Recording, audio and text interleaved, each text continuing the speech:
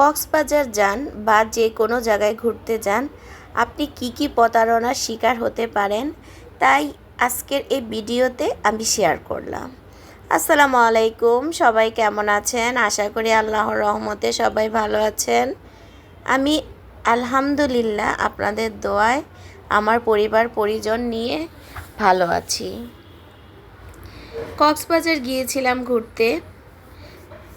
যে সকল আপু ভাইয়ারা এই শীতের সিজনে ঘুরতে যাবেন তাদের জন্য খুবই গুরুত্বপূর্ণ কিছু ইনফরমেশন দিব।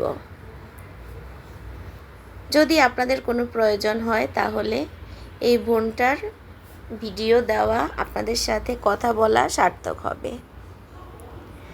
চলে আসলাম পাটুয়ার টেকে।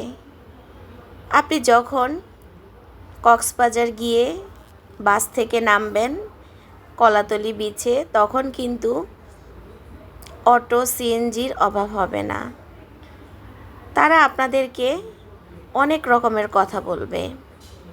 খুব ভালো হোটেল আছে, খুব ভালো হোটেলে গিয়ে আপনারা থাকতে পারবেন খুবই কম খরচে, স্বল্প মূল্যে, একদম মেন রোডের সাথে বাসা, বিভিন্ন রকমের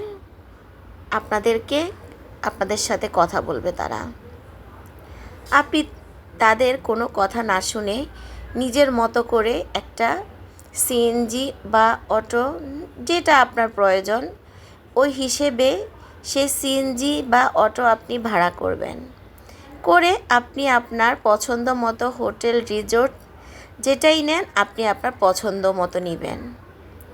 ওনাদের কথা মতো আপনারা কিন্তু কোনো কাজই করবেন না। ওনারা আপনাদেরকে এমন একটা পর্যায়ে নিয়ে ফেলবে আপনারা চিন্তাও করতে পারবেন না।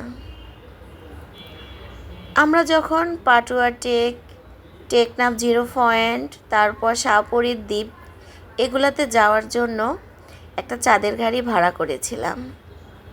সব মিলিয়ে ভালোই ছিল। আসার সময় ওনাকে বলেছিলাম যে এই সাইডে দুপুরে খাওয়ার জন্য ভালো একটা হোটেল নিয়ে যেতে। ওই লোকটা কি করলো জানেন?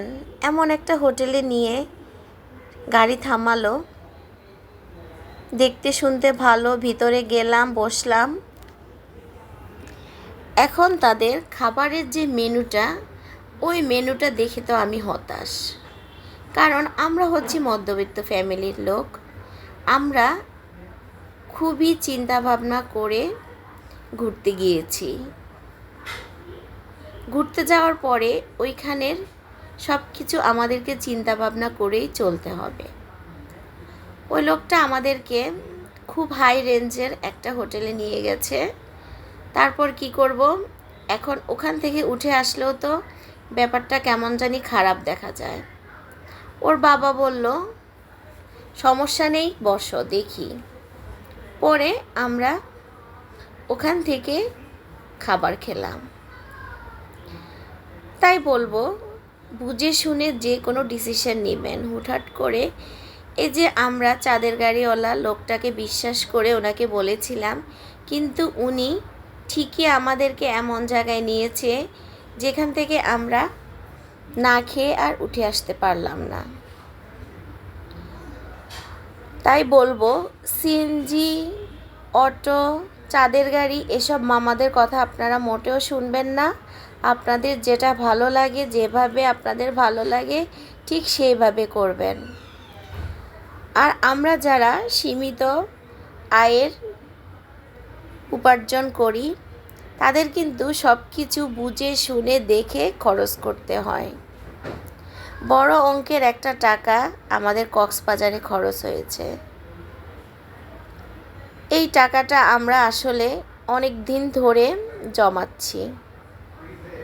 কারণ হুটহাট করে তো আর আমরা ডিসিশন নিতে পারি না কোথায় যাওয়ার জন্য। তাই আমাদের এই টাকাটা আমরা ঠিকই হিসাব করে ভাঙব। তারপর আপনি যখন ভার্মিজ মার্কেটে যাবেন, শুটকির মার্কেটে যাবেন, নিজের জন্য, আত্মীয় স্বজনের জন্য শপিং করবেন, তখনও কিন্তু বুঝে শুনে দেখে শপিং করবেন। বাসায় আসার পরে এই গাঁদা ফুলের গাছটা আর বোম্বাই মরিচের গাছটা আমার বাসার আপা নিয়ে এসেছে বাইরে থেকে। তবে ফুল গাছটা আমার পছন্দ হয়েছে, মরিচ গাছটা আমার তেমন একটা পছন্দ হয়নি। কি বলবো, আপা পছন্দ করে নিয়ে এসেছে। সবাইকে অসংখ্য ধন্যবাদ।